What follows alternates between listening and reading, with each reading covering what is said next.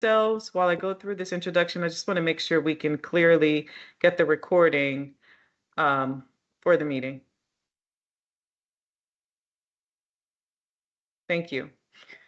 Good evening. My name is Bridget Obikoye, and I'm the Transportation Commission Staff Liaison, and we are all joined here virtually. This meeting is being recorded, so I please ask that you mute yourselves when you are not speaking.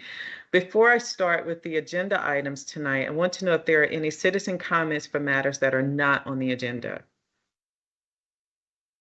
Hearing and seeing none, I will turn the meeting over to Chairman Slatt along with the first agenda item, which is micromobility. So, Thank Chairman, you. please take it away. Thank you. I just wanted to take a moment because unless he's had a last-minute drastic change of heart, I believe this will be Commissioner Raddick's last meeting. His term is up on September. Oh, wait, no. Sorry, you're stuck with us one more meeting. We snuck it in. It's actually in September, not in October. 29th. All right, so one more. I've got 28 more days to convince him to re-up. False alarm. So I don't have anything else. I think we can go straight into the micromobility agenda item. Okay, thank you. And I would turn it over to Mr. Antonio Rossi. Thank you, Bridget. Thank you, Chris. Jim, did you want to say a few words before I get started? Sure. A few words, I promise. We're very glad to have Antonio with us. Some of you wouldn't have known he wasn't there 3 years ago. He has a lot of experience and he's done a really good job for us. Also on the team is Eric Balliet, but he's not allowed to talk tonight either. So we're going to turn it over to Antonio, Chair Slatt, and let him run with the program. Thanks, Antonio. Thank you, Jim. Let me bring up the presentation. Please. Can you all share, see the screen? Yes. Great. Thank you for having me. My name is Antonio Rossi, contractor for the county working on the micromobility program. I will be providing you with an update on the current program, and we'll share our 2023 program goals and expectations. But first, I want to take a step back and look at how this program has evolved over time. As you may recall, micromobility was first introduced in 2018. The county approved a pilot at that time. That was then evolved into the full pilot year in 2019 and has become a permanent program in the county since 2020. As of 2022, this year, we have 6 different operators. They're either providing e-scooters, e-bikes, or both of them. There are currently 2 operators that have yet to launch their e-bikes. They're expected to launch them this quarter. So we have a healthy bag of operators, and as you can see in this data table, they have been awarded different number of devices depending on how they scored on their application last year. I want to get into the trip data over the last few years.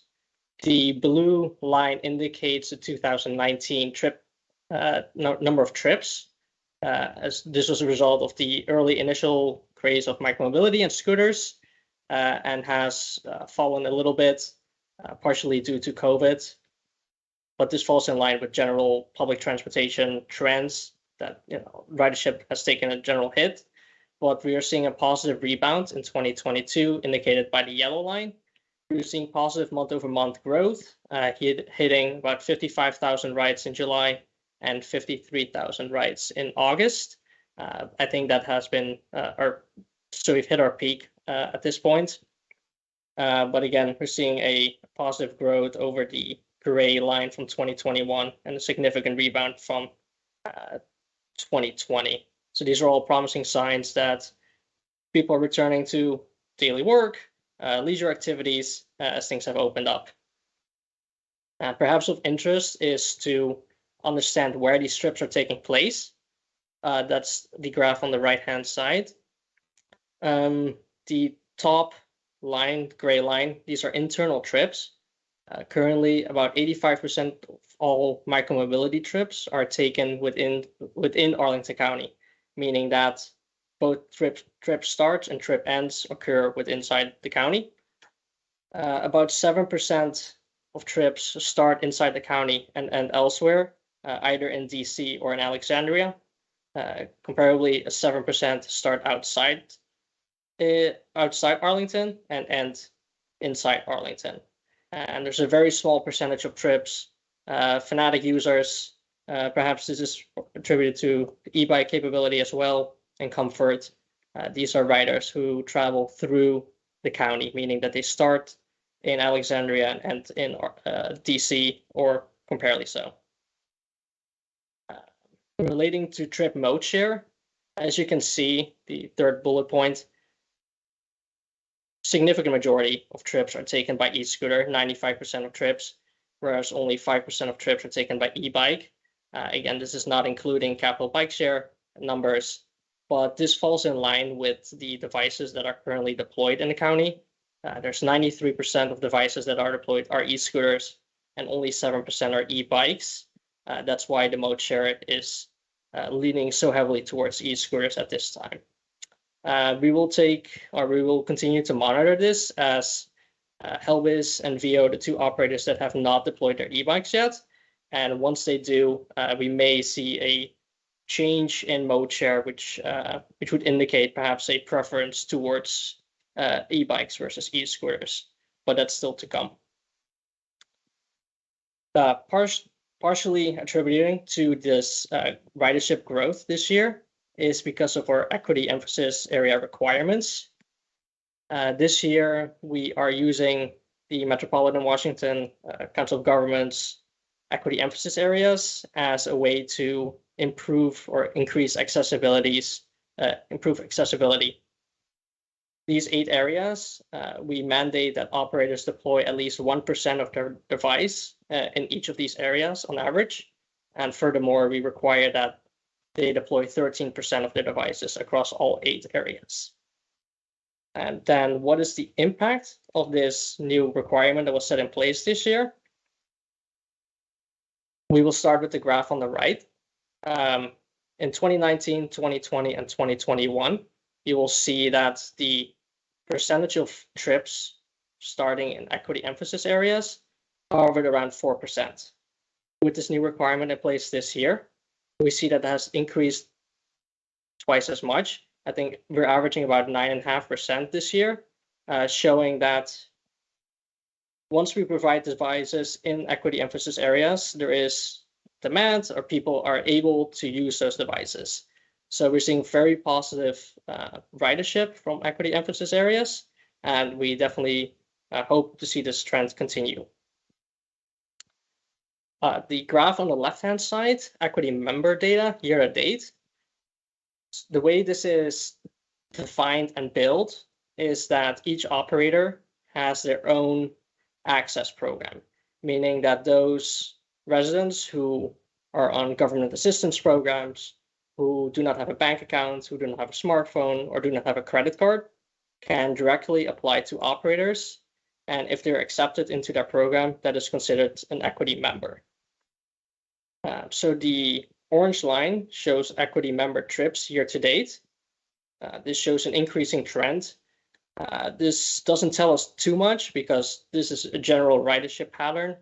As we see, the warmer weather will increase ridership.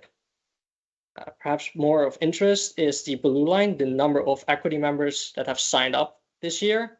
We see a very steady increasing growth, which is promising, showing that an increasing number of people who are on government assistance programs or who do not have a bank account now have an access or now have a way of accessing mobility devices.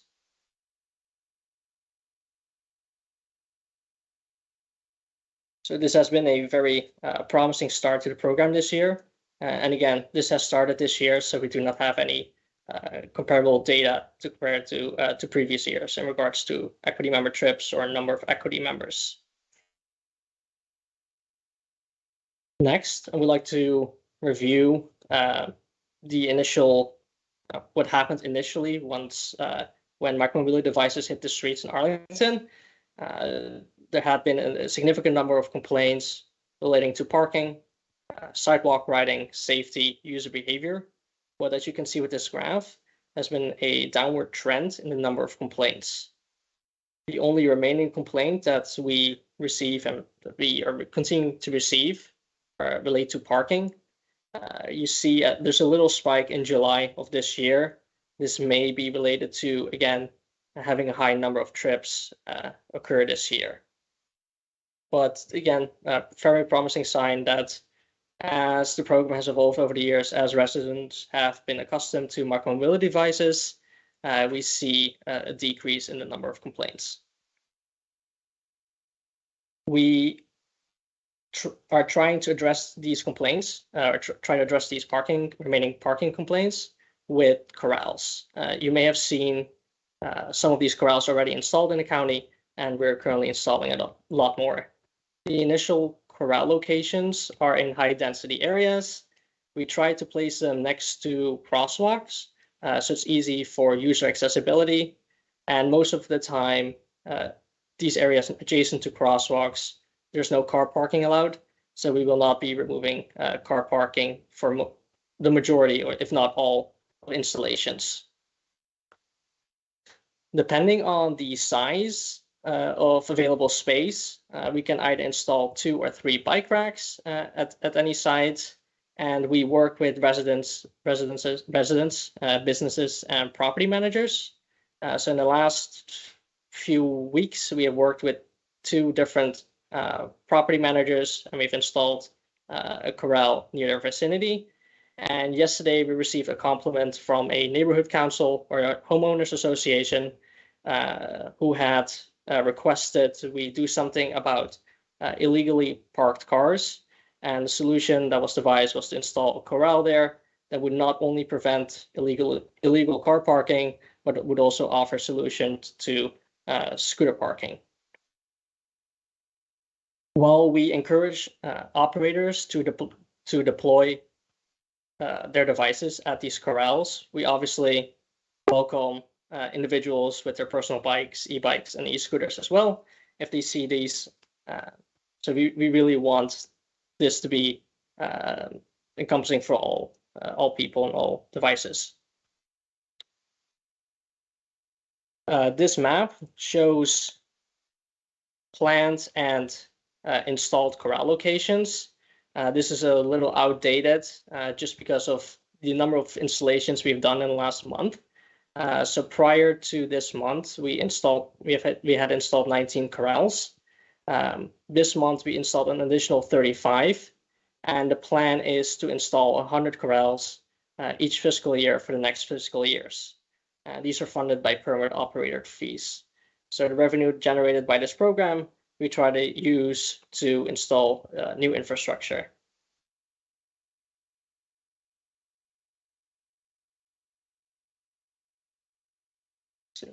Lastly, what are our 2023 program goals, timelines, etc.? We expect to release our application early October and hope to award new permits for January 1st start date, end of November or early December. And we hope to continue to build on this momentum that we have, especially relating to equity members. We can't achieve this kind of ridership from equity emphasis areas unless operators abide by equity deployments. So we continue to monitor their compliance on a daily and a weekly basis and encourage operators to go above and beyond so that everyone in the county has access. Furthermore, as I previously addressed, we hope to reduce the number of complaints by continuing to install corrals where we see high usage. Lastly, I also mentioned this, we are waiting for VO and Bird to launch the e-bikes because we do see there's a high e-bike utilization in the county, and I don't think we've met the demand yet. So we hope to see additional e-bikes on the ground relatively shortly. And with that, continue to see a rise in ridership. And that is all I had. So thank you for your time. If there's any questions or comments, please feel free. Thanks again. Great. Thanks so much for the presentation. I'll just kick things off and say I love everything about this presentation. Everything I've been hoping to see from the micromobility program seems to have been represented here. Not only the county making more of an effort on equity, but seeing actual results on equity. It's fantastic to see. New operators getting in on things, and hopefully in a responsible manner. I feel like we had some real cowboys early on, and I'm hoping it's shaking out to a more business-like and cooperative group of people. And excited to see additional e-bike options in the county. So I was very happy to see this PowerPoint slide through in our materials earlier. And it looks like we've got a bunch of commissioner comments and questions, so I'm going to jump to those. Commissioner Shannon, you're up first. Sure, thank you. Well, on those cowboys, I was one of those cowboys with Mobike in 2018. So sorry, but also fantastic to see all these years going by, the change in the ridership and the increase in it. Remind me, does the county take a fee or license fee for all the operators in the county? Yes, we do. Okay. Yeah, I just okay. No, I appreciate that.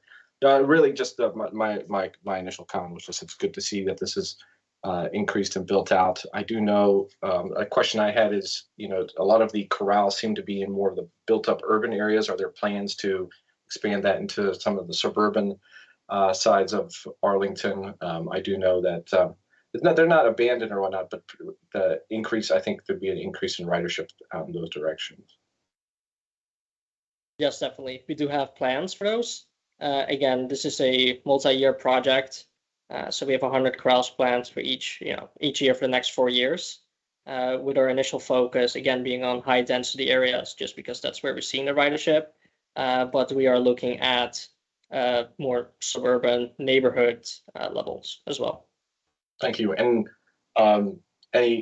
any risk or thought of them being closer to some of the trails WNOD on that, or at least the southern side of that, or necessary thoughts in those directions? Any risks related to that? Is that what you asked? Yeah, I mean, sometimes part of it is that, I know the complaints have dropped down to parking in the past. In early years, it was they're in the way or something else like that. And so when you're talking about the corrals or where bikes are placed or whatnot, with the high use of the multi-use path, like the WNOD and the 4 mile down by 4 mile run, do you see increased uptake there, or is that not necessarily planned? That is something that we can definitely take away from your comments. Most of the trips along trails are from users that ride across the whole trail, not necessarily stopping partway and ending their trip there. Yeah. Oh, I appreciate it. Thank you.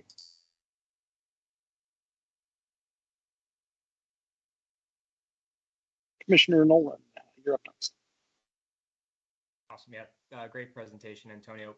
A couple follow-up questions. Does the county have any strategy for engaging these providers in terms of like regulation or even future vision, right? Like we know where we're at in this point in time with scooters, and we have a good feel with a couple years of data, but is there conversations to make these even more inclusive, accessible, and obviously I assume they're going to scale to a degree with population growth, just considering that, right? So we have a plan for corrals now, but what might that look like in 5-10 years or even further? So just, curious if you guys, again, engage with them on somewhat of a consistent basis to kind of figure out how you can work together and co-create something that works for everyone. Yeah, definitely. Thank you. That's a good question. As if you're familiar with the micromobility industry, it's still a little bit in flux. Operators come and go after financial struggles. And we continue to see consolidation in this industry. And perhaps even more interesting is that the technology continues to evolve, whereas we saw a simple scooter that every operator used from the same warehouse overseas are now building custom in-house scooters, custom e-bikes, and there's more, they continue to build more product. So we have had conversations regarding where they see, where they think they're going by providing, an encompassing multimodal transportation form that includes three-wheeled devices, that includes wheelchair adaptability, that includes more, again, like you said, more accessible devices.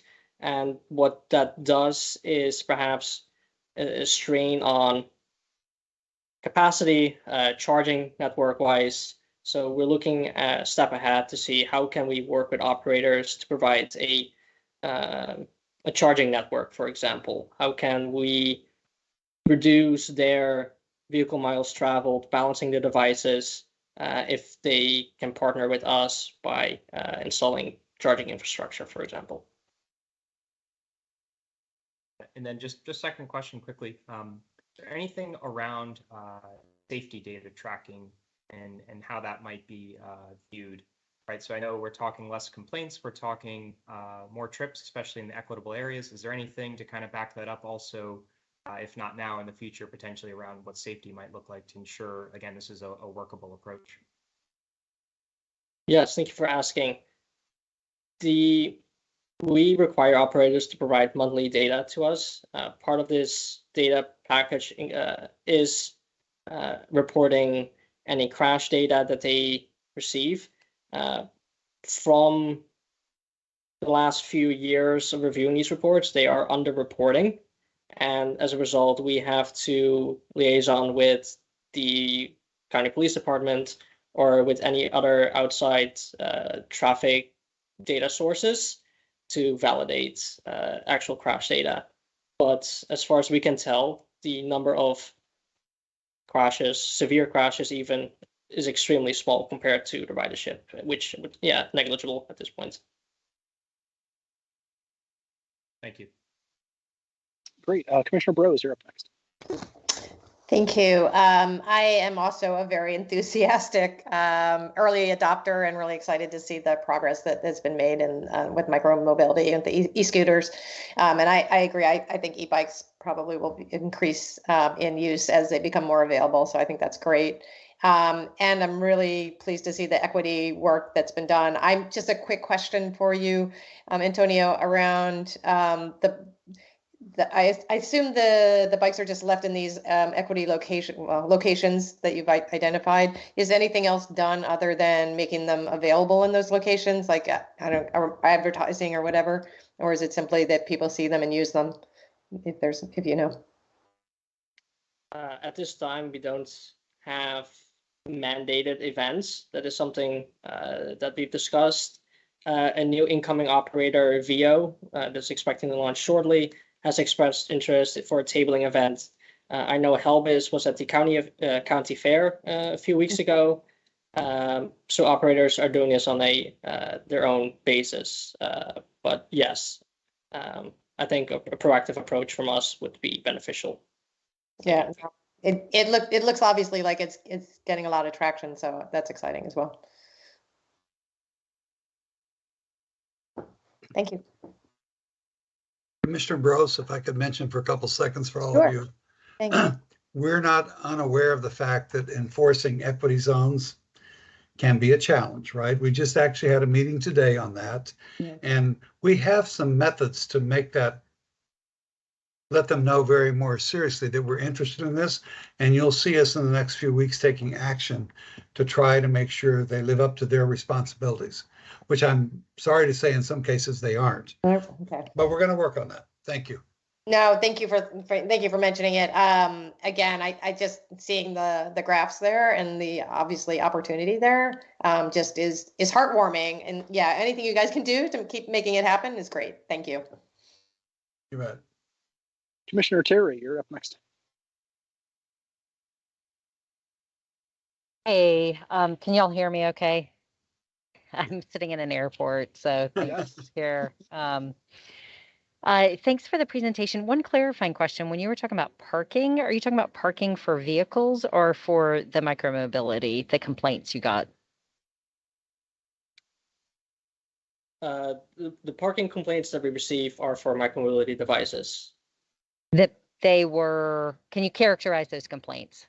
This is a very general category that we have. It's parking, obstructing a sidewalk, for example, being left on private property, on HOA property, along those lines.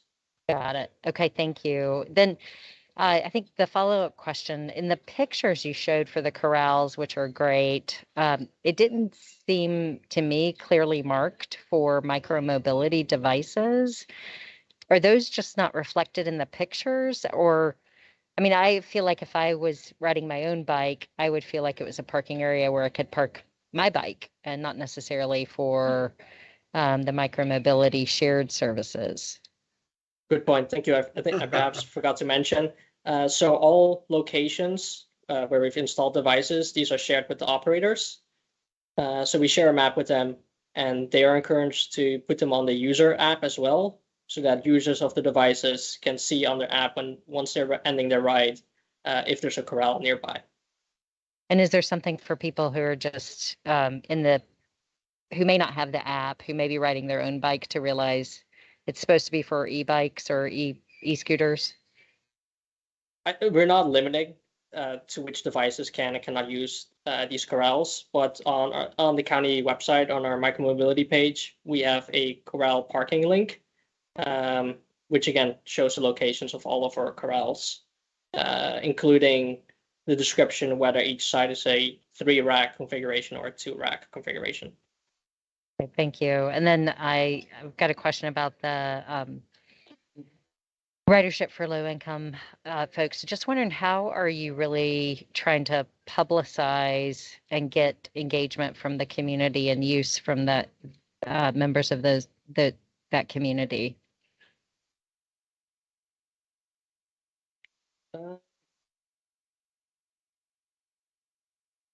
I'm happy to step in, Antonio. Sure. Hi, everyone. I'm Paul DeMeo. I work with Antonio and Jim and Eric in the Commuter Services Bureau.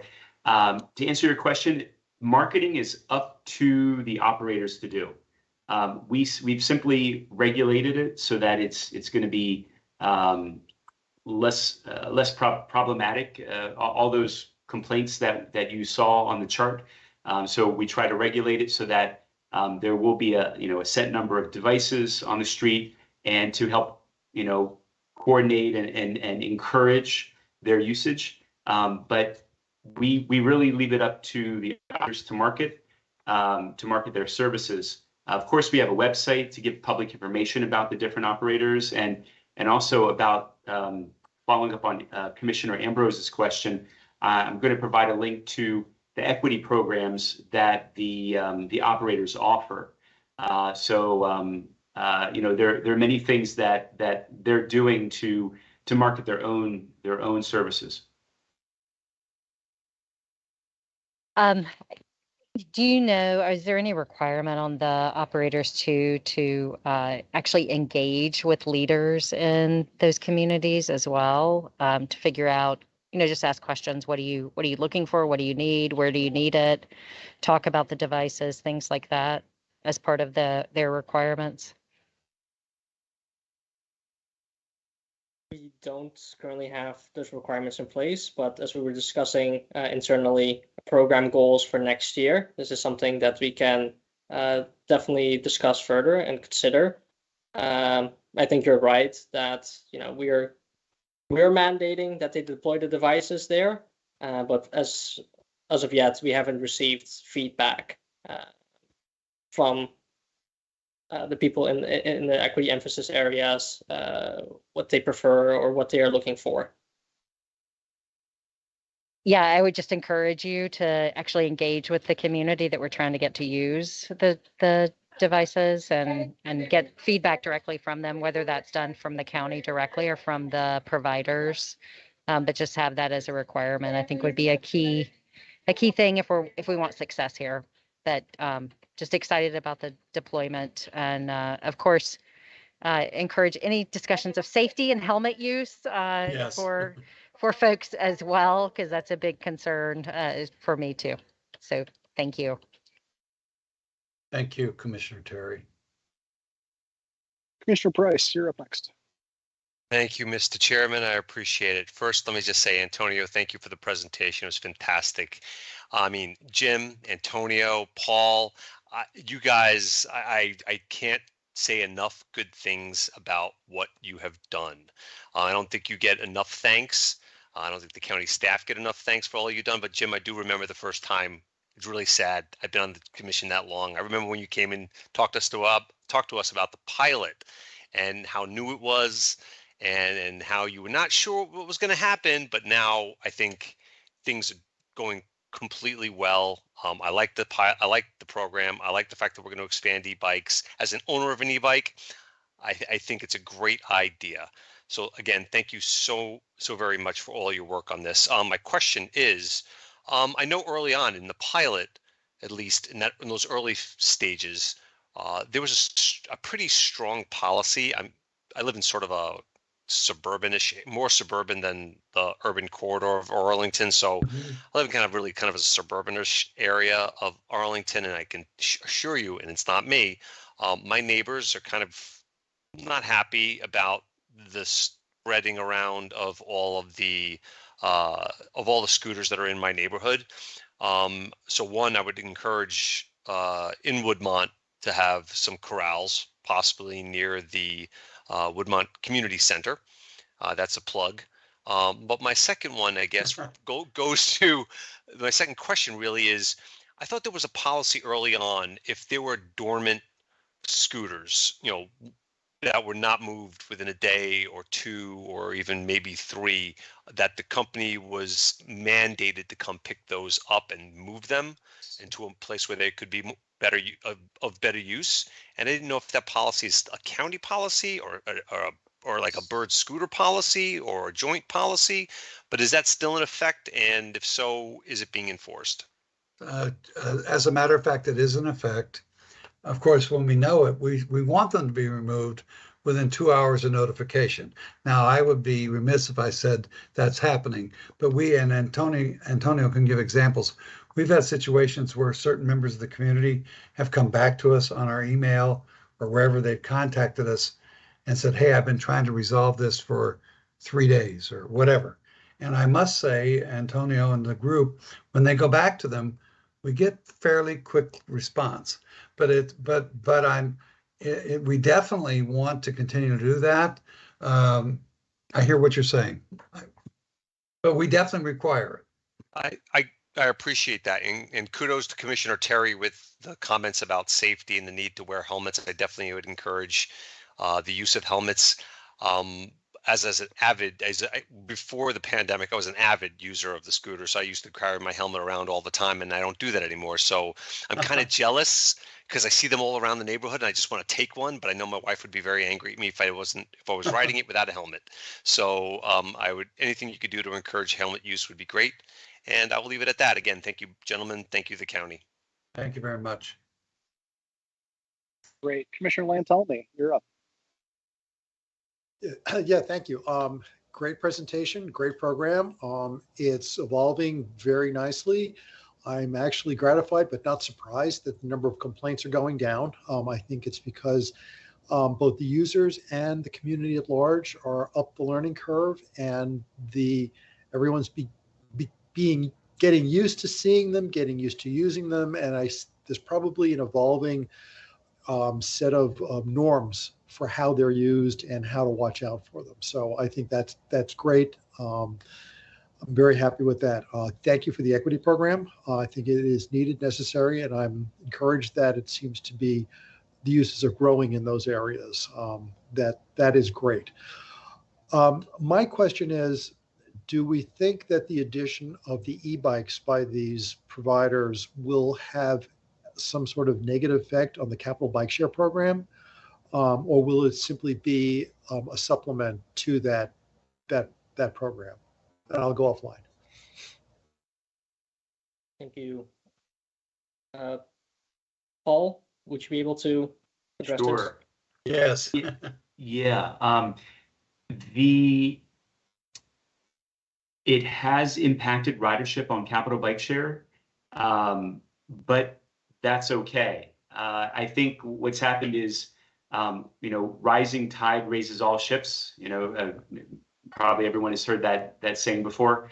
And I think as more people are using micromobility, regardless of whether it's a private operator or a publicly provided service, i.e. Capital Bikeshare, that benefits Arlington as a whole because it's the same positive externalities of people riding, less pollution, good public health. All those things are happening. So the county, of course, loves our Capital Bikeshare service, but also supports private operators to provide a service without needing to drive a car, and providing transport options for county residents and visitors. So so the answer, yeah, again, ridership has been impacted by Cabby, not tremendously, but it is down a little bit, and that's fine. Thank you. Oh, and I'm sorry, one more thing. We have an annual summary report that we do for Cabby, Capital Bikeshare, and I'm actually working on that presently. So feel free to visit bikearlington.com. We have our most recent fiscal year's summary report. And later, sometime in the fall, we'll have the FY22 summary report out. And happy to either share that with you directly or to the commission, and share the ridership charts that may be more informative than I can share tonight. Okay, thank Sounds you. great. Thank you all. I'm not seeing any other commission hands, so I think we are in good shape unless you have any final closing thoughts. Let me say one quick thing, Chair. One is I would be remiss if I didn't call out our sister and brother organizations. TE&O has been very helpful to us on the Corral placement. And frankly, as you know, we don't do this alone. So thank you for that. And secondly, we're not ready yet, so don't book us for it, but we have a 10-year plan for Capital Bikeshare, and it's ending. And we're about to identify the funding. It's going to take months, right? But we need to do another 10-year, and I'll keep you posted on that. Thank you. That's super appreciated, because I was going to ask, but I was like, this is the micromobility program. I'm not going to ask about Capital Bikeshare during. I knew, but I thought, what the heck? Glad to hear it's coming. Awesome. All right. I appreciate your great question answering and great presentation, and look forward to seeing future progress. Thank you. Have a good night. Thank you. Thank you. All right. Next, we have a presentation on Vision Zero Multimodal Transportation Safety Engineering Toolbox with Hui Wang and Daniel Neighbors. Take it away. Good evening, everybody. Can you hear me? Sure can. Oh, great. Let me pull up the presentation. Wait one moment here while I cue that up. Okay.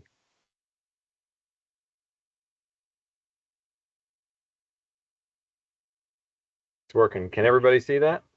Yes. Okay, great. Good evening, everyone. Thank you for the time and opportunity for us to present our update on the multimodal safety engineering toolbox. I think it was in earlier this year that we came to you and just kind of discussed what the intent was, and here's the update of the first release of our engineering toolbox. So here's a quick overview of what we'll cover in today's presentation.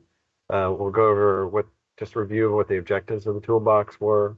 I'll summarize what happened from the public engagement earlier this year, how we incorporated that feedback from the public engagement, the timeline that was used for developing, and where we go from here. Talk about the how we identify issues and select the tools that are in the toolbox, and then just go through the tools. You can see the summary right here. I'll get into that more in detail, but we have these 5 basic categories I'll discuss in more detail. And then we'll have some time for questions and answers. Okay. So the toolbox was initiated as part of the Vision Zero action plan. The objectives that we laid out for the toolbox as part of that action plan are on the screen right here. I'll just go through those quickly. First was to inform stakeholders about safety improvement options and the appropriate use and context for those different tools. Communicate the tools to a community audience using easy to understand language. Third, facilitate coordination between staff, contractors, developers, and the community when discussing transportation safety improvements. And then finally, create a shared understanding and realistic expectations about safety treatments. Essentially, the purpose of the toolbox is to just describe what tools we use to improve safety and how we apply those in Arlington, and what is that expected impact when we do apply those tools. The toolbox, as you probably remember, it includes information about each tool's application, what the typical placement is, estimated costs, and delivery timelines, and we'll talk about that more when we get into some more of the details. I just want to take this opportunity to say that this is really an important document for helping us to promote safety on the transportation system and shows us how we can do that. So again, that's just framing why we're doing this. So we did public engagement, you can see here. It was based on 3 different methods to provide a variety of means so that we could get feedback and refine the content. So first we had the online feedback form that was up for about a month, and we responded to 22 comments from that. Then we had the virtual meeting, which was very productive discussion. We had 17 participants in that, and a lot of what you see as a result in the toolbox came from the virtual meeting. And then finally we had emails to staff where we had 3 responses that described how we were taking action. So the next few slides will summarize this feedback that we've received. The first area was on the content and the usefulness of the document. The toolbox scored a 7 out of 10 on ease of understanding. There was mixed responses on the level of detail, which is a little bit more difficult to parse out because some people wanted a lot of detail and others wanted it to be more concise. But one of the suggestions was adding information to listed tools so that users could more easily compare them. And that is what really we try to do through the executive summary that's in the toolbox. And I'll kind of show some of that later so you get a little bit more sense as to how those tools stack up and compare side by side. Respondents said, you can see the graph on the right side of the screen right there. They said safety benefits and expected crash reduction were the most useful bits of information in the toolbox. And that is really what we use to help drive some of the decision making. Because again, our goals through Vision Zero are to eliminate all fatalities and serious injury crashes within the next 8 years. Okay. So the next area we received feedback on was on the format and visuals. Most people found that the toolbox was clear. About 50%, half of the respondents thought the visuals that were provided were effective. And some people thought that about half again felt that videos or other animations to show how the tools would work would make the content easier to understand. So that's not in the toolbox right now, the videos and animations, but that could be something that we pursue further, and particularly with newer tools to help inform people how to use them. So other suggestions for improving the toolbox were better images, maps, and a cost-benefit chart. And we'll kind of discuss some of those things as we look at the executive summary. And finally, we received feedback on future use and promotion of the toolbox. There was a lot of respondents, they indicated that it should be used to help advocate for safety improvements. We also had response or public feedback on how the county should promote the toolbox, and you can kind of see that between the county website, emails, and social media, it was pretty evenly split. This category right here, this 27%, is other responses, which include attending community meetings, pop-ups at local events, and then using all the methods listed together. So very good feedback on that as well. So the feedback that we incorporated was we adjusted the toolbox to reflect additional tools, and we disaggregated the tools. And I'll explain what disaggregated means, because I think a lot of the feedback that we heard is that some of them were just really big categories, and it was harder to understand some of those tools since they were just large categories. We provided consistent illustrative graphics in the toolbox. We identified plans to assess the efficacy of the tools over time. That's conducting before and after studies. Some of them, the tools, we've already done some before and after studies, but we kind of outline that process in the toolbox. We rearrange sections to ensure that it's cohesive and easier to follow, hopefully. We created an easily digestible tool executive summary, and that's what I'll show more towards the end of our presentation. We reviewed the language to remove excess words and ensure plain language. We quality checked the format, and we created definition section to give descriptions of key terms. And again, I think these key terms are really helpful for just making sure that we can all speak the same language when we're talking about safety.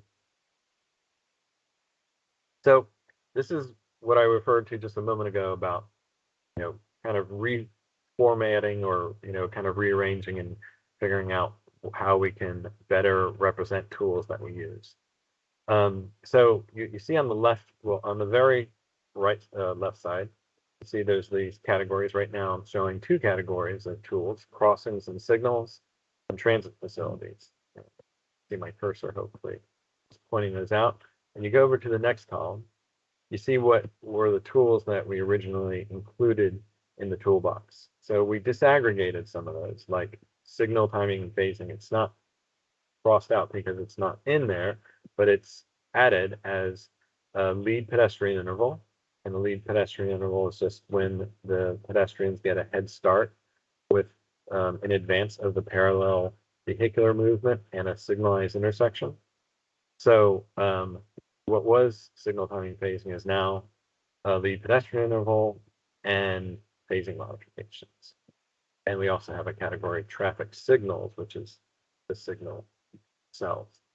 Signage and pavement markings have been disaggregated to crossing signs and markings and travel lane signs and markings. And then you can see in red, there's some things that we've added: stop sign control under crossings and signals, and then bus queue jump signals have been added to transit facilities. So you can see that there's a lot more specific content, and that's one of the main things that we heard in feedback. But looking at the remaining three categories, we have bicycle and pedestrian facilities on that top section. We have speed and traffic management, and then roadway design. We didn't change roadway design very much because that was kind of a catch-all category.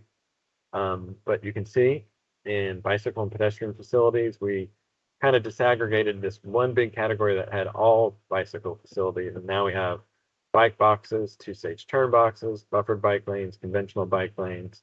And then we added to the bicycle and pedestrian facilities curb ramps and green markings, which are typically used to designate conflict areas for bicyclists, conflict areas between bicyclists and typically vehicles, but just conflict areas in general as well.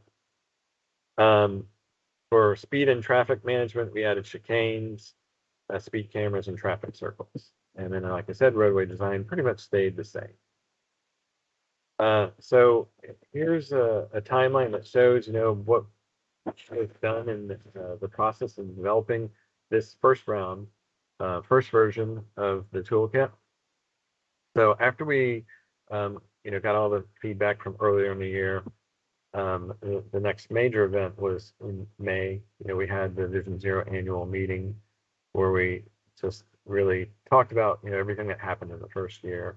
But as that was happening, we did the additional sheets for the new tools or the tools that had been separated out. And then we started this executive summary, which I mentioned a few times.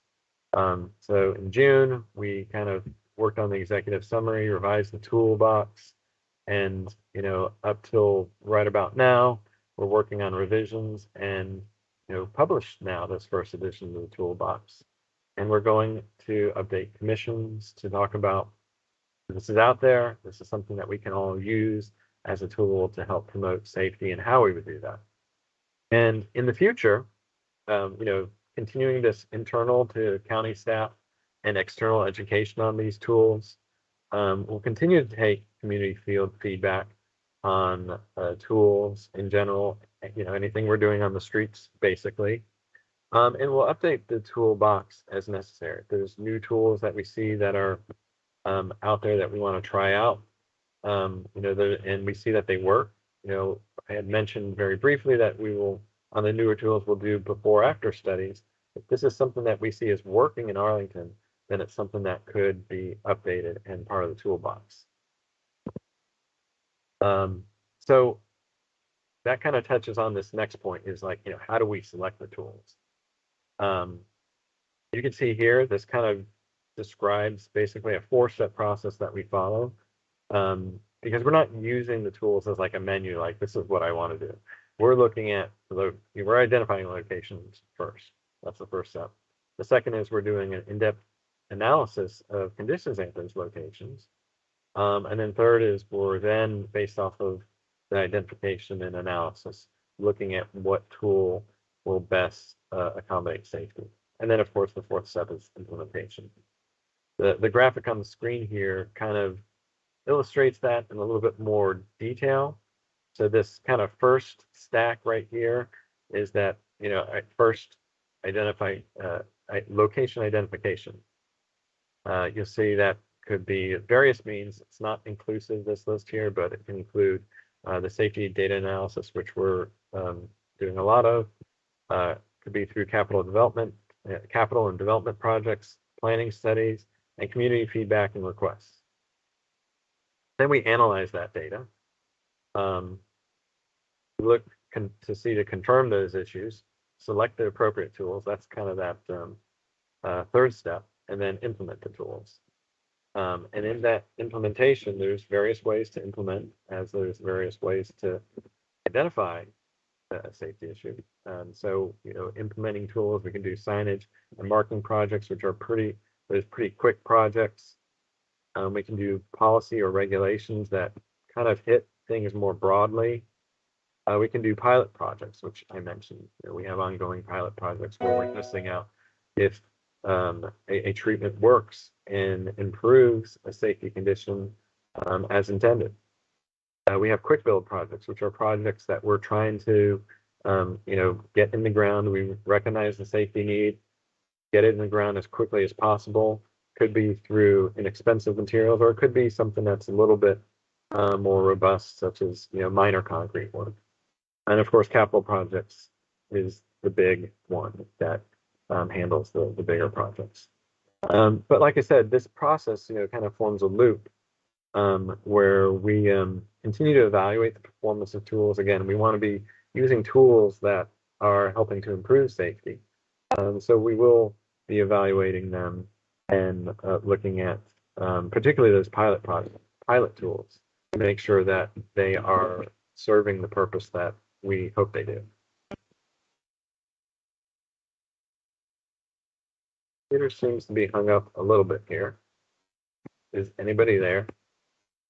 Nope, I haven't been talking to the void. No, we can still hear you just fine. You can hear me, great. So that's great. And see you, and see your slide. There you go. Right, Summary of tools. Good, it's advancing well. Computer's working very hard here. So now we're getting into the content. Again, 40 tools. These 5 categories that I briefly described. In the toolbox, each tool is described in what we just call a cut sheets that provides a really quick overview of the tool. You can see off to the right side of the screen here, that's just an example of one of the tools that, the information that's on some of the tools. Again, one of the things we heard is that research-based crash reduction, that's highlighted, and that's something that we put into the executive summary as well. And there's icons that you can see kind of in the middle of the screen here that talk about timeline being short, medium, or long, cost being low, moderate, medium, or high, and then the tools that just acknowledge that some of the things that we would do require significant ongoing maintenance. So here we go. This is an excerpt from the executive summary that compares all the tools together side by side. And I know it's kind of small here, but hopefully it's good enough we can just go through this rather quickly. Our first category is crossings and signals, and you can kind of see that some of the tools it gets progressively longer to implement and more costly in some cases. So we do have crossing signs and markings. The expected crash reduction, since it does encompass still quite a few things, varies. And the same with travel lane signs and markings. But these are things that can be done fairly quickly, you can see, in a fairly quick and fairly low cost. Parking restrictions at crossings, daylighting, it varies depending on if it's a tactical thing or if it's something more robust. But again, this is something that we do have some good data. 30% reduction between pedestrian vehicle crashes, so that's always good. Hardened centerline turn wedges are things we've done in a more traditional sense in the past, by basically where you have a median island, we've kind of put in bollards and markings to help just provide some temporary protection for pedestrians that are crossing. Hardened centerline and turn wedges are much more than just that. There isn't really a lot of good data nationally that says what their effectiveness is, but there's a lot of anecdotal things from agencies that are deploying them. So we do expect reductions in crashes and speeds, in particular, of turning vehicles. See raised refuge islands, whether it is, I did describe bollards, but concrete too, you get a good crash reduction there. 69%. Protected intersections, still data, again, very similar to hardened centerlines and turn wedges, but you do expect reductions in crashes and speeds in turning vehicles, and you can kind of see the graphic of, that's what we're talking about, the protected intersection. That's basically where you have protected bike lanes and an intersection, you keep that separation through the intersection, essentially. And the green, like I said before, that green does help designate areas of conflict. We've added stop sign control. We do have 22% reduction for all crash types when it's applied as dictated in the Manual of Uniform Traffic Control Devices. That's the standard of how to apply stop sign control. Rectangular rapid flashing beacons, we've done a lot of these in the past. 47% reduction for pedestrian vehicle crashes. So again, something very positive.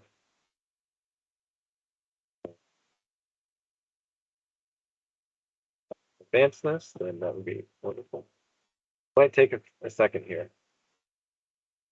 That fan noise you may hear is my computer.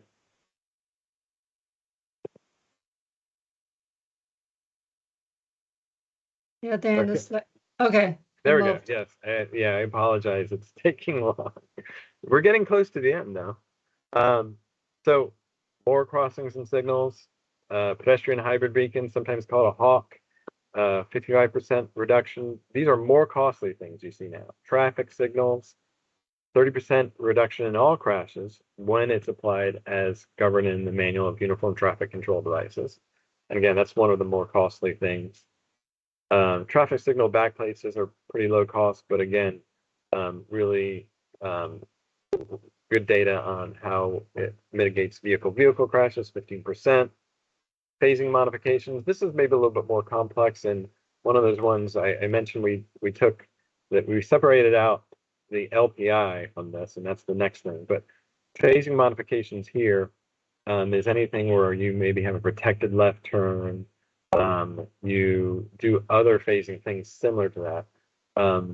What we have shown is when you do have a protected left turn, you have up to almost a 50% reduction in crashes with for left turn related crashes.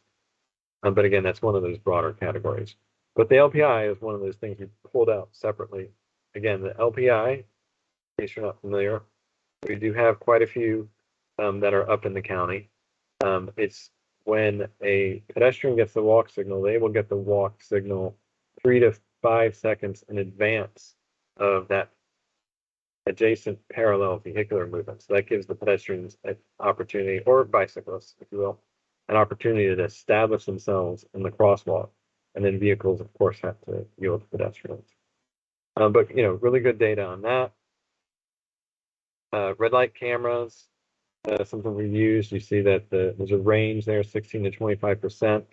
Those are more costly and much more process driven. No right on red. Not really good national data on that, believe it or not, but we've used this as a tool and observed, and we see this as certainly having a safety benefit in areas with high pedestrian volumes. Oh, good, we're not stuck anymore. The next, bicycle and pedestrian facilities. If you look across the row here, you'll see you have the conventional bike lanes, and contraflow is just going in the opposite direction of vehicular travel. We have some of those on 9th Street South and 11th Street South, so we have a few of those in the county. Buffer bike lanes is basically bike lane, but you have that buffer that's typically 2 to 3 feet that separates the bike lane from the vehicles, and then separated bicycle facilities like protected bicycle is when you have it separated with something more substantial, such as concrete or vehicle parking. But you can see here, the cost does generally go up, and so does the expected crash reduction. You have, when you're going from just no bicycle facility to a bicycle lane, you have a 50, sorry, it's hard to read. It looks like 58%.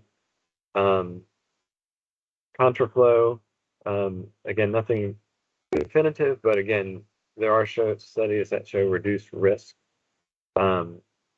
Expected crash reduction for a buffered is greater than that of a conventional bike lane, so greater than 58%. And of course, separated gives you 74% reduction, so buffered bike lane would fall somewhere in between. Multi-use trails, again, that's something more expensive, but again, you're providing an exclusive facility, so you'd expect to see a high reduction in crashes, 86%. Green pavement markings, you see a 10 to 12% reduction, and those are less expensive. And bike boxes and 2-stage turn boxes right here. This is actually shown a bike box. We have these. We have 2-stage turn boxes. You'll see more of those coming out. But you do see a reduction of about 65% between bicyclists and vehicles, because you are separating out the bicyclist left turn typically, and providing exclusive space for bicyclists. And some of these countermeasures, I will say too, are used in conjunction with each other, because we wouldn't put in a 2-stage turn box without putting in a no right on red. So sometimes the data that's collected doesn't really parse out the cumulative benefit. More on bicycle and pedestrian facilities, these last two on the top here. Sidewalks, as you would expect, again, very high crash reduction, but very expensive. Curb ramps, needed for ADA compliance, not as costly, but again, you're getting some good reduction in crashes. For transit, we have just these 4 things right here. Transit stops, it varies because there's just a lot of differences in stops and there's a lot of differences in cost. We did pull out floating bus islands because that is something different. A floating bus island is basically when you have your protected bike lane between the curb and sidewalk and the transit stop. And you can kind of see it here in this graphic. This gray space is that protected bike lane, and this floating bus island is what you see kind of out in the street, if you will. We only have one in the county now, but we have a lot that are being planned, and we've been working regionally to kind of come up with guidelines on how the ones that are soon to be installed should conform to what we're looking to promote safety as a whole throughout the region, so that what's done in Montgomery County isn't drastically different from what we're doing here. Bus queue jump signals, that's one of those newer ones. And again, that's something that transit operators have recognized as a safety improvement. Helps just promote transit safety and transit getting into the lane, getting ahead of vehicles. You can see here, vehicles are stopped for the transit bus, can get around the vehicles. That's the idea of a bus queue jump signal. And transit priority lanes do have safety benefit. The safety benefit was described as very specific for head-on crashes because of some of the I guess misuse of transit facilities in the past. But again, if more information does become available on how these might benefit from a safety standpoint, we'll add it. So speed and traffic management. So just two categories left. Ranging from speed-related signage and markings. Again, our observations is that we're seeing some reduction in speed, something that we'll look into more. Speed feedback signs, you are having a crash reduction, but we do see speed reductions with those as well. Speed cameras is something that we're going to be entering in very, very soon with legislation that lets us put speed cameras in work zones and in school zones. But you can see the data here. And speed limit reduction policies. This is something we've been doing for the past couple of years now. You see that we do see sometimes reduction in speed, but these are things that we would monitor. But when you reduce speed, you obviously would reduce your severe and fatal crashes. Slow zones, those are currently under evaluation by us. The slow school zones, we did 13 of those earlier this year. We're going to do another 10 early next year, going through the design and process of that right now. Speed humps raised crossings, we see 45% reduction in crashes. We also see reduction in crashes for bicycle vehicle conflict, because again, the speed control things we see as a benefit, certainly because you're able to avoid a crash many times. And if a crash isn't avoided, slower speed again, lower severity. Chicanes, which is basically just providing some sort of horizontal deflection on the roadway. That, through different studies, has seen about a 3 to 9% reduction in speed. Again, reduction in speed we see as good as a good safety thing. And then traffic circles, 4% reduction in speed. Our final category is the catch-all, other road design elements, lighting, 23% reduction for injury crashes, typically more expensive. Modifications to corners, it varies depending upon the geometry of an intersection, but again, you're seeing anywhere from 25 to 48% reduction in crashes. And the modifications is what we call bump outs. A little more costly, a modern roundabout. Huge safety benefit. This is recognized nationally, but they are more expensive. But there's a range, because a roundabout could be anything from what is in the industry called a mini roundabout to a full-size roundabout. And finally, roadway reconfigurations, 49% for all crashes in suburban areas, 29% in urban areas.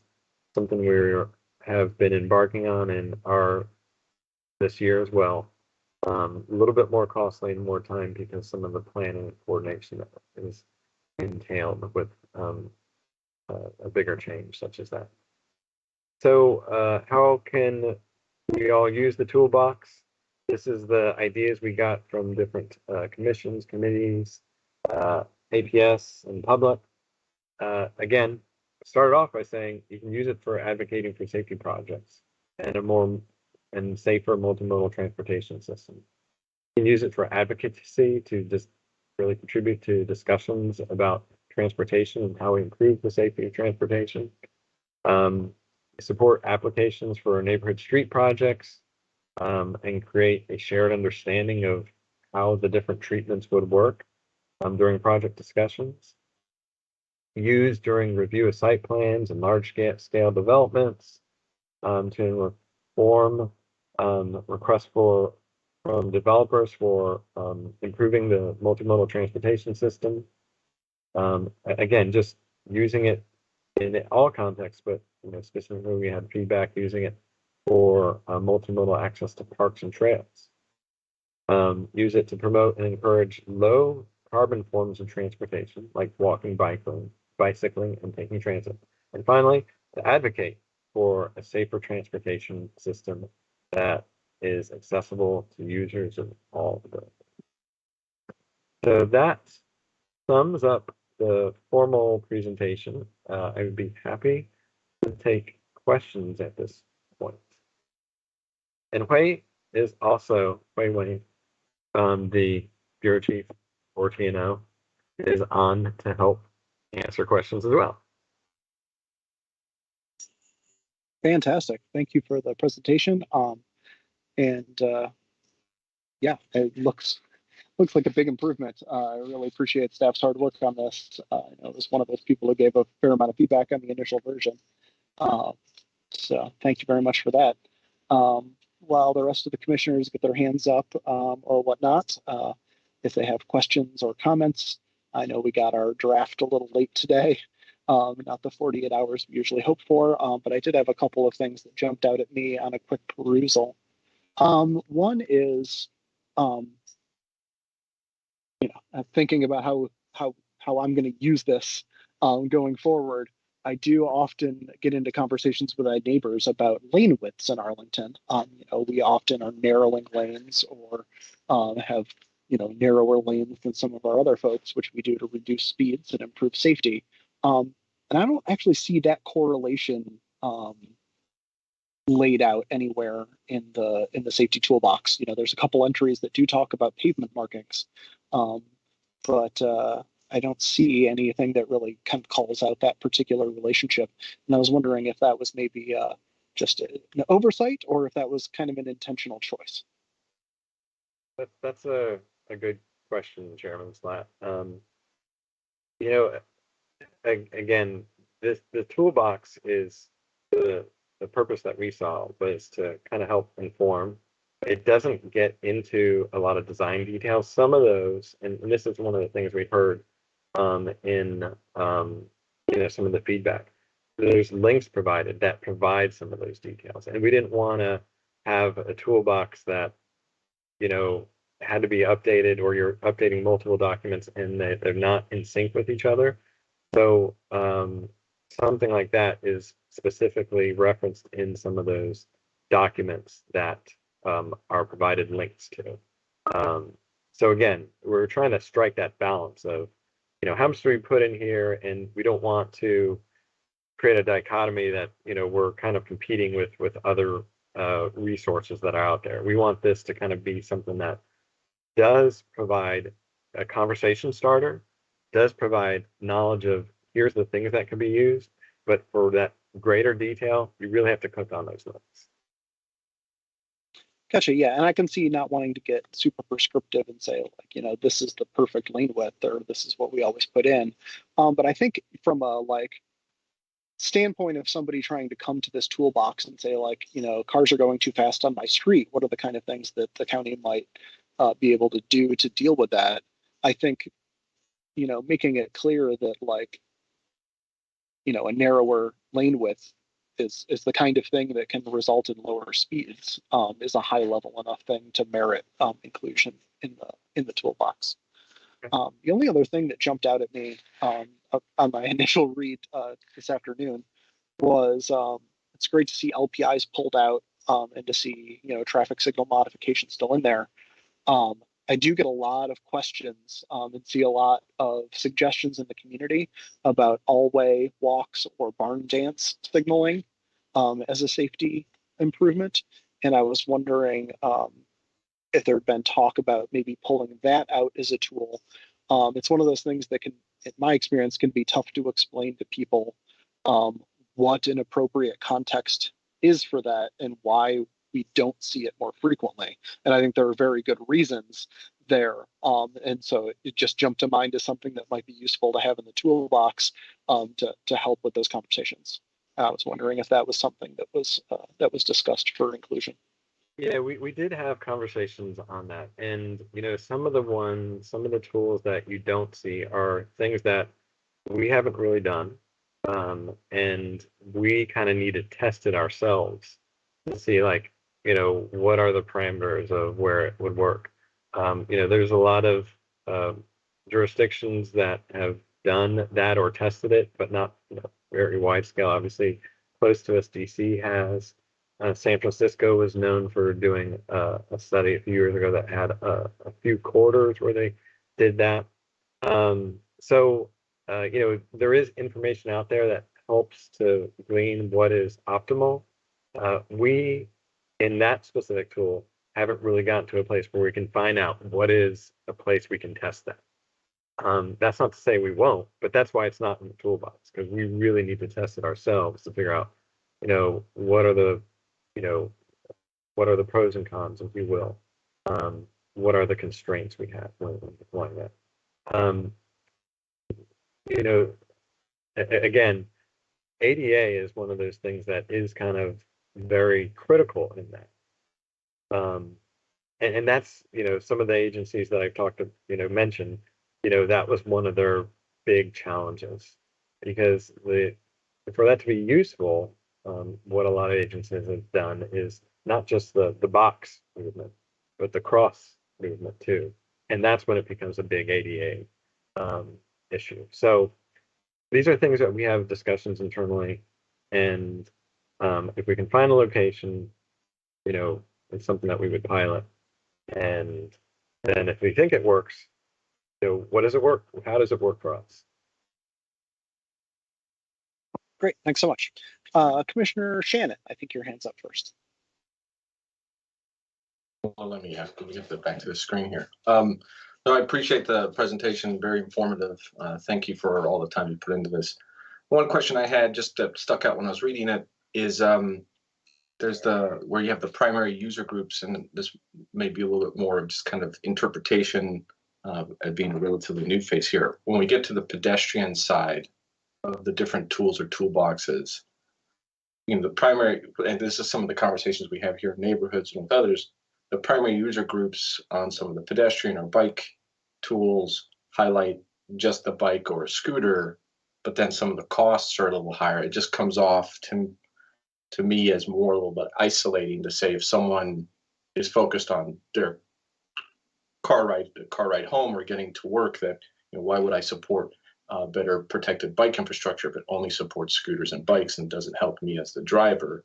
So it's just, when it stuck out to me, I thought maybe it's better if it was beneficial users, because it's still beneficial to someone in a car because they're not going to hit someone, or they're not going to, you're not going to hit a 5-year-old or something like that. And to me, it might be better to represent as beneficial users instead of the primary user, to show that it's more of a kind of cohesive shared use space or road.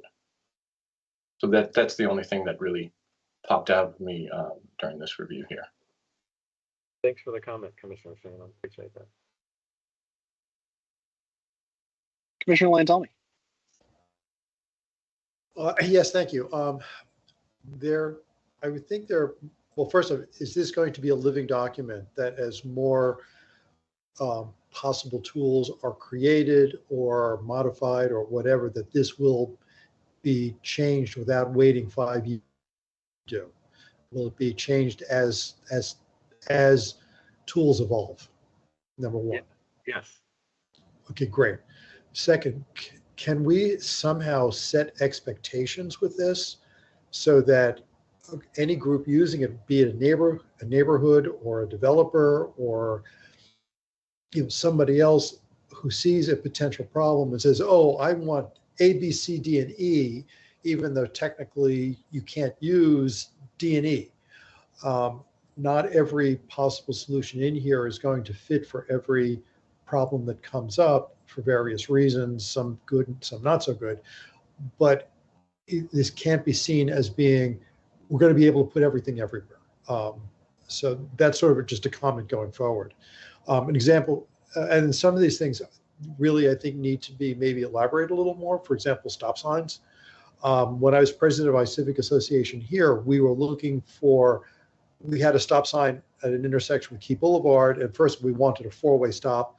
We were told, no, county doesn't do four-way stops. We really don't like four-way stops. We only have a few of them. We don't like them. Well, now there's one there that just appeared without us even requesting it. But putting a sign below the stop sign when it wasn't a four-way that says cross traffic does not stop was a major thing to try to get. And now they're appearing, which is great.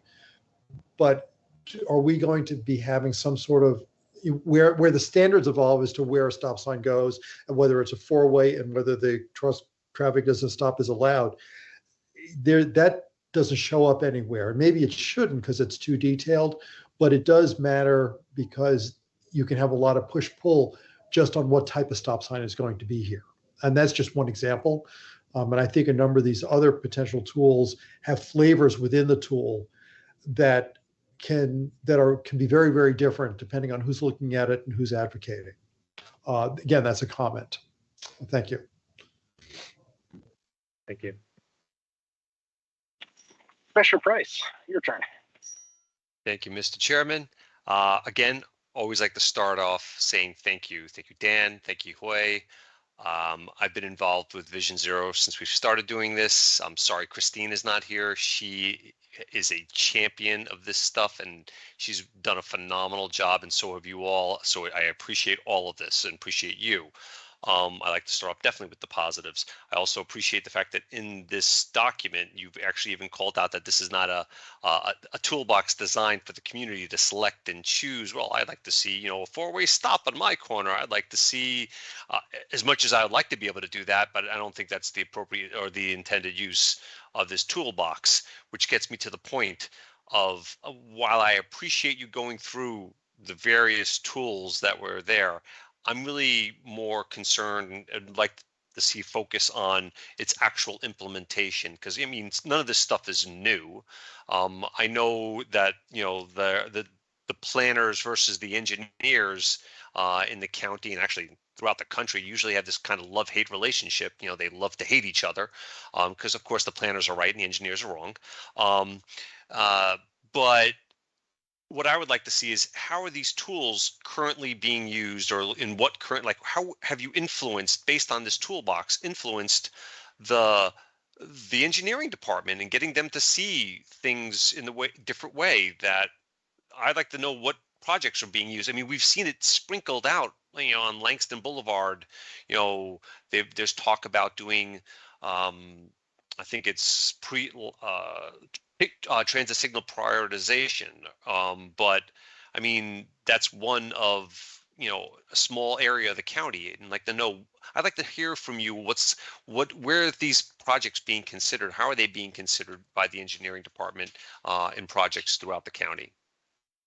Yeah, that's a great question, Commissioner Price. So first of all, that is one thing that we did hear in some of the comments. So we do have a couple of case studies that provide a little bit of flavor as to, where it's being considered, how extensive. So we have something about marked crossings, that, we're pretty much gravitating towards mostly the piano keys, largely in most cases, because it does provide more visibility for pedestrians crossing. So there's a little case in there there's something about RFPs that show, how much RFPs are being used throughout the county. It is something that is difficult for us to maintain in a document like this, but in our annual meeting and then our our mid-year report in Vision Zero, we will show where these different tools are being deployed. So it is something that we are communicating out. We do have some of that information on the Vision Zero website as well that shows that where we have deployed those. But again, it's such a dynamic process for us that it's hard to just put it all into this one document and it not to be, not useful in that respect anymore very quickly, because we are actually doing quite a bit, hopefully fairly rapidly as well.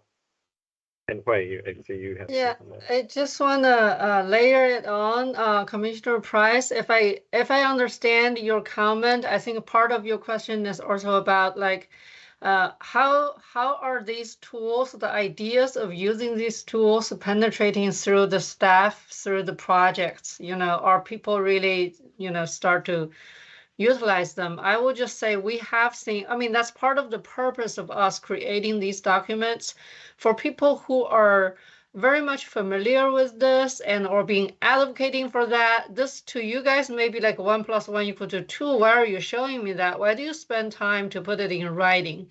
Part of that is because the national standard, engineering standard really change very slowly. They don't often capture some of these more creative, more experimental treatment soon enough. Sometimes they will catch up, but they don't do that very fast. So the way we are creating this is we're using this to teach our own staff. Like there are things that we should consider and we can do. We're also using these to communicate with the engineering portion of our of the government. So because the designers, they will say, I haven't seen this thing in any standard, show me where it is. So with this document, we do expect more of these will be more accepted, more considered at the design stage. Dan and I, we do a lot of those quick builds, try to correct things. But if we can actually start it from the get-go, wouldn't that be nice? So yes, so I think you're trying to allude to that portion, and I will say yes, you're right on. We are moving that direction. So then, just okay. So I have to freely admit, I work with a bunch of engineers, and I'm constantly arguing with them that they're wrong about everything. And I'm not a planner, but they think I'm one, and they think I act like one. So I'm always constantly telling them they're wrong. So you need to add another bullet to your point, to your presentation.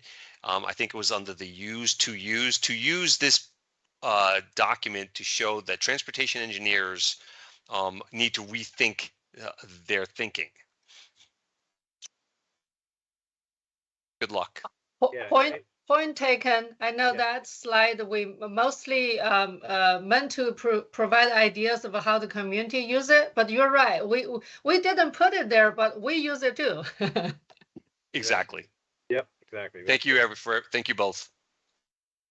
Thank you. And I'll point out, Commissioner Price, you're talking to at least one engineer on this call.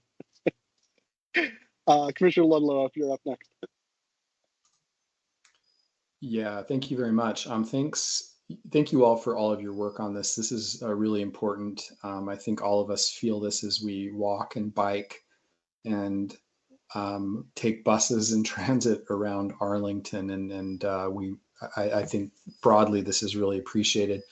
I would be interested in hearing a little bit more about how you're conducting the systemic and predictive analysis. I think risk-based approaches are really important. And I think I echo the comments from at least a couple of other commissioners when I say I'm really interested in implementation, and I would be even fascinated to know whether we have some type of risk-based weighting or prioritization for safety projects across the county, and maybe what that looks like. I think obviously the idea is that we would draw from this toolbox to solve those issues, but I think there's a lot of evidence-based and data-driven information that can help us make these decisions, and And obviously the input from the community and users is incredibly valuable as well. So if you have any insights on kind of how you do the systemic and predictive analysis, and whether it results in some type of prioritization where this toolkit can be implemented, that would be helpful. And I appreciate your comments on this and response in advance. Thank you. Sure, Commissioner Ludlow. I'll start by saying is that, a lot of what we do is data driven. We started our Vision Zero action plan by identifying high injury network, those corridors where if we do something on those corridors, we will, for lack of a better word, get more bang for your buck, right? We do something because that's where a lot of the crashes are happening. So, that's one area we're focusing on. We, every 3 years, come out with a list of what we're calling hotspots. And the hotspots identify what are those point locations around the map that we can do things. And sometimes it is low-hanging fruit, and sometimes it is a little bit more robust than the needs where it'll go into a bigger project. With the hotspot analysis, what we did this time is we looked at hard braking data. So that kind of gets at, not just things where we're waiting for a crash, but where do we see trends or opportunities to eliminate, conditions that could potentially be leading to a crash. So that's starting to touch on the systemic. And then what we are wrapping up, and have been going on this journey for the systemic, where we're looking at, what types of locations we have crashes and where do we see those locations more globally. And that's something that we're looking at through different lenses. But again, when you kind of broaden out to systemic, you're not talking about capital projects anymore. You're talking about on that toolbox, what are those low cost things that you could deploy pretty broadly. And one of the things that, has come through some of our preliminary analysis, you may have noticed, and we've kind of did something earlier in the summer about putting in LPIs, right on red, on 2 of our high energy network corridors, Columbia Pike, and basically all the RB corridor streets. So that's really what we see when we look at systemic opportunities. Just because you have one crash type at one intersection at Columbia Pike, you have similar vehicle volumes, you have similar pedestrian volumes, everything's similar. So you do it along the whole corridor. So we are taking that systemic data. Again, we're still analyzing some of it, looking at how to apply it, but that's how we are addressing systemic things, is through those low cost things. And again, we've already started that, but there's more that we obviously have to do. And this is a long game we're playing here. It's not just you do it once and you walk away, you just continually do it. And Hui, I don't know if you have anything you want to. No, I think I was thinking about the example of LPI, the not on red, and how we applied it systemically. This is a change of operation because in the past we analyzed each individual location. And it's a lot of effort and cost to analyze them. And then, like Dan said, you may have very, very similar condition just because this intersection happened to have one more crash and this got this treatment, but not the next one. So I think this is a quite courageous experiment we're trying to push forward. We did hear a lot of negative feedback from the drivers community, like, there's nobody, why can't I turn? Even today I was talking to one of, my friend who made the same thing. And the way we're trying to convince them is like, it's gonna probably slow you down for 1 to 2 minutes. Worst case scenario, you wait for another signal. But that's, 2 minutes in your day, it's worth it if that happened to save a life. So again, there are more systemic things that we're trying to identify, like things we can really just apply in a broader range. Those things are harder to come by, but we really focus on those things too. Thank you very much for those responses. One other kind of follow-up question. I noticed that I think you said there were 17 people who attended a workshop and you received some comments. Wondered if there was any kind of thought to future crowdsourcing of information from the community, including where people think they've personally had a close call. I'm glad that you're using the hard braking data. That's really interesting. But I think there's, I think there's probably a lot of people who've had experiences, and collectively that could help inform things. So I'll leave with that, and thank you again for all of your work on this. Thank you, Commissioner Lodlow. Awesome. I'm not seeing any other commissioner hands, so I will talk here for a minute to see if anybody else throws one up. But I do want to say, definitely seen the corridor-wide implementations of the no right on red and the leaving pedestrian intervals, and boy, does it make a difference. The RB corridor and along Columbia Pike, and there are definitely those of us out here greatly appreciate it. So it's great to see. And I'm not seeing any other hands, so I think thank you for a great presentation. I do have one comment, Commissioner Chairman. To Dan and Gway's credit, they did send me the presentation on time, thank you. And I did post it, and the link came from an unsuspecting person, so I didn't post it right away, Dan, and that's my fault. It didn't come from you, and I wasn't expecting it. Okay. So I did post it when you sent me the reminder, so thank you. So that's on me. All right. Thank you, Bridget. Thank you, Bridget. Okay. And with that, I don't have anything else. This concludes the agenda items. We now have other business. I have one thing, folks, is we have gotten to the point in the year where the county board is interested in knowing what legislative priorities the commission might have to put forward for them to consider for the county's legislative package. This is kind of a set of priorities they put forward every year. They have a meeting with our state delegation, our state senators and the state House of Delegates reps who represent us. So the deadline is kind of early October. So if we want to put something forward, that's something we will need to do at our next meeting on September 29th, if I recall correctly. So if you have thoughts on that, please send me suggestions or thoughts, and I will try and put out a draft proposal in advance of the meeting for us to consider at the meeting.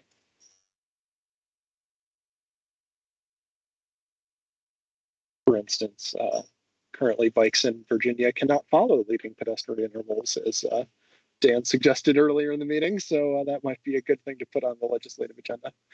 Commissioner Shannon. Yes, thank you. I think, and we're in person for our next meeting as well. That is correct. That was my next comment, and I am going to ask in advance that, I'm asking in advance that you all show some mercy on me. It's my first in person, and I'm juggling hybrid and in person in the county boardroom. So there might be some hiccups. I'll have someone helping me that night. So I just want to let you guys know. But yeah, looking forward to September 29th in the county boardroom. So that's 2100 Clarendon Boulevard on the third floor. For those of you who have literally never had an in-person meeting for Transportation Commission. So we are doing drinks afterward, right? I was going to say, we have a short agenda, right? A short one, really, a short one. I don't know. Because we have a lengthy agenda afterwards. Right. In my experience, a short September agenda means a long October agenda. We'll see how that shakes out. We'll see. All right, you guys, that's all I have. Anything else for the good of the order, folks? All right. Good night, We are adjourned. Thank you. Good night.